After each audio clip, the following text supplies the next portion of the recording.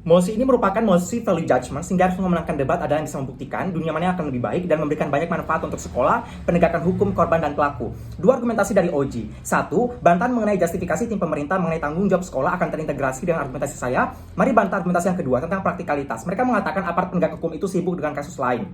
Respon saya A-, menurut kami tidak. Aparat penegak hukum tidak sibuk dengan kasus lain. Sadari bahwa di Indonesia terdapat begitu banyak instansi pemerintahan yang akan mengontrol lembaga kepolisian sebagai bentuk affirmative action. Misalnya ada KPAI, Komnas HAM, atau bahkan Kementerian Pemberdayaan Perempuan dan Perlindungan Anak. Sehingga tidak ada celah bagi kepolisian untuk tidak fokus dalam penyelesaian kasus ini. Even if benar bahwa kepolisian atau aparat penegak hukum itu sering abai, tetapi gerakan feminis dan gerakan progresif perlindungan anak di status quo, terutama di negara berkembang seperti Indonesia, sudah sangat progresif.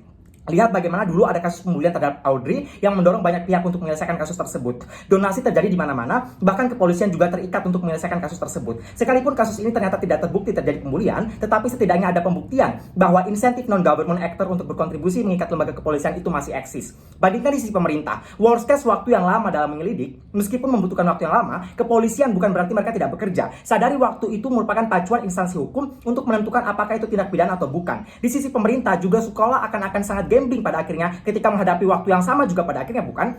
Layer 2 tentang orang tua yang sibuk, banyak anggapan karena sudah dipenuhi tanggung jawabnya oleh sekolah. Respon A-, menurut kami tidak. Orang tua yang sibuk tidak melepas tanggung jawab mereka. Mereka hanya melepas tanggung jawab mereka mendidik secara formal. Pembentukan karakter di sekolah bukan hanya menjadi tanggung jawab sekolah, melainkan orang tua juga di rumah. Sadari bahwa afeksi yang kurang di sisi pemerintah itu juga berkontribusi kepada perkembangan anak di luar sekolah pada akhirnya, bukan? Sehingga sebagus apapun metode pengajaran sekolah terkait pendidikan karakter, tetapi tidak akan cukup jika tidak diimbangi oleh pihak lain. Kesimpulannya, keberhasilan kasus ini juga bergantung pada aktor lain, yaitu orang tua itu sendiri. Sehingga beban ganda yang diberikan oleh orang tua di sisi pemerintah menurut kami adalah false claim. Kontribusi saya dalam debat ini adalah dua prinsip. Satu, mengapa ini dapat justifikasi. Mari berbicara tentang prinsip responsibilitas. Sadari bahwa tanggung jawab sifatnya sangatlah dinamis dan situasional. Artinya tanggung jawab pihak tertentu juga dipengaruhi oleh faktor lain. Tanggung jawab yang dimiliki sekolah ada ketika pelajar tersebut datang dan belajar. Artinya pihak sekolah secara tegas dapat mengikat pelajar tersebut dalam artian segala tindakan tersebut sudah masuk dalam pemantauan sekolah. Semisal bagaimana perundungan yang dilakukan di jam istirahat, di gedung sekolah, pembulian yang terjadi di kelas hingga membuat keributan, atau bahkan pengeroyokan yang terjadi antara senior dan junior dalam sekolah. Dalam kasus ini, sekolah punya resources atau bekal untuk memvalidasi kejadian tersebut sekaligus memberikan hukuman yang objektif kepada siswa sebagai bentuk tanggung jawab sekolah. Beda halnya ketika mereka di luar. Layer 2, tentang objektivitas ini penting untuk menjadi poin pertimbangan.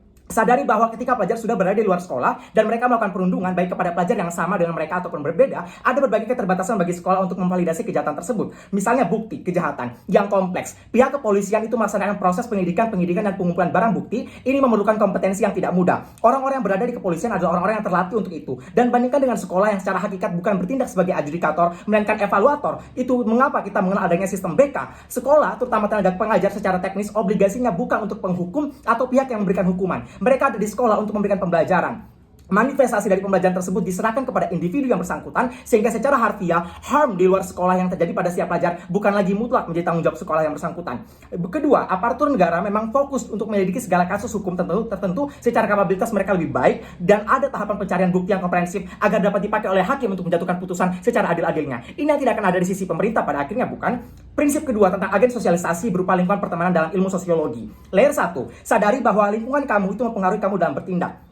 Mari karakterisasi situasi yang terjadi di sekolah adalah kondusif, bukan tidak brutal. Sebab pembelajaran memang seperti itu. Pahami bahwa mereka ada di lingkungan sekolah hanya berapa jam. Waktu mereka berinteraksi dengan dunia luar sangat besar dibandingkan jam di sekolah. Pahami bahwa orang yang terlihat baik-baik saja di dalam sekolah ternyata bisa sangat bejat di luar sekolah dengan cara merokok, melakukan seks bebas, atau bahkan melakukan tawuran pada akhirnya. Sehingga nilai buruk apa yang disebabkan oleh sekolah sehingga berkontribusi pada tindakan jahat siswa, kami rasa tidak ada. Even if ada, bahkan di skenario terburuk, misal ada nilai-nilai di sekolah yang mendorong mereka untuk mengimplementasikan hal tersebut, respon saya, satu, ini posibilitasnya kecil sebab sekolah berada di lingkungan masyarakat. Masyarakat sangat sensitif pada sekolah yang tidak mengajarkan hal-hal baik.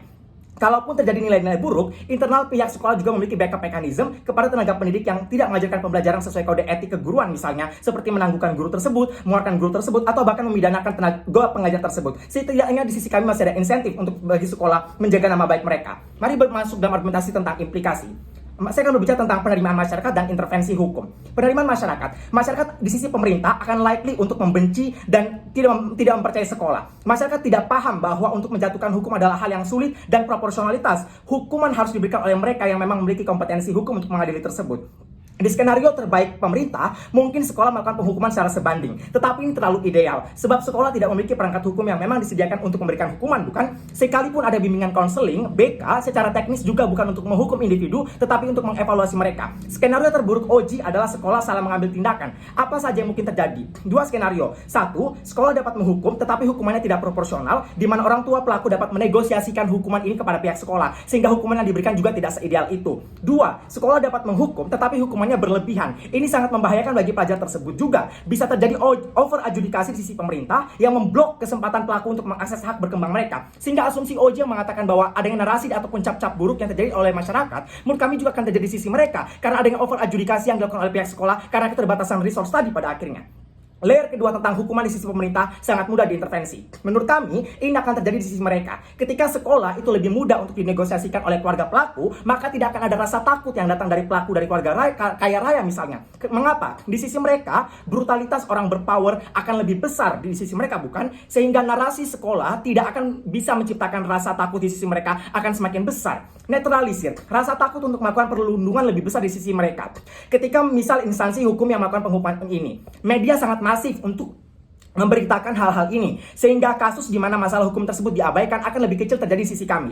Atensi masyarakat akan tersentralisasi di kasus hukum tersebut karena diketahui oleh publik luas. Implikasinya sekalipun pelaku dari keluarga berpower yang mengintervensi peradilan itu bisa terjadi, setidaknya ada backup mekanisme berupa atensi masyarakat atau bahkan badan pemerintahan seperti KPAI, UNICEF Indonesia, Kementerian Perlindungan Anak, LSM ataupun NGO di bidang perlindungan anak yang memantau kasus tersebut di pengadilan. Dua manifestasi dari backup mekanisme ini. Satu, peradilan akan lebih terkontrol di sisi kami sebagai tim oposisi. Dua, keluarga berpower akan kecil kemungkinannya melakukan ini sebab di skenario terburuk mereka akan di-shame oleh masyarakat ketika ketahuan melakukan intervensi kepada pengadilan. Ini tidak akan ada di sisi pemerintah pada akhirnya, bukan? Sehingga narasi yang mereka sampaikan juga di mana mereka mengatakan bahwa oh di sisi kami akan ada hukuman pada akhirnya juga dengan memasukkan mereka kepada lapas dan segala macam. Justru kami juga merasa mempertanyakan di sisi mereka juga terjadi hal yang sama, bukan? Penerimaan ataupun cap buruk juga akan terjadi di sisi mereka ketika juga mereka memasukkan anak-anak tersebut kepada lapas karena itu juga merupakan bagian dari mekanisme dari tim pemerintah, bukan? Sehingga kami merasa hal ini tidak eksklusif hanya juga terjadi di sisi oposisi. Sehingga kami merasa dengan dua argumentasi prinsipal dan juga dua argumentasi implikasi maka oposisi harus menang dalam debat ini. Terima kasih.